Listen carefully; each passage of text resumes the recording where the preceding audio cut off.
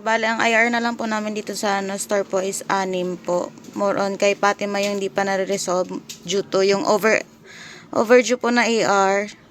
On check na po, bali kulang pa lang siya ng perma ng ng director po nila, kaya hindi pa nabibigay dito sa store sa yung payment po.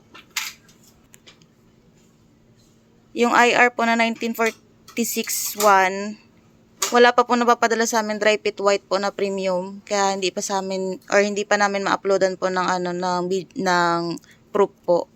Kaya hindi pa rin po nare-resolve. Yung sa IR 19761 po, yung DIY na box po, hindi pa rin po napiprinta ng sticker kasi sira po yung printer po namin. Inaayos pa po. And yun po yung kadugtong dito sa IR 19762, yung kay Rudo po na printer po.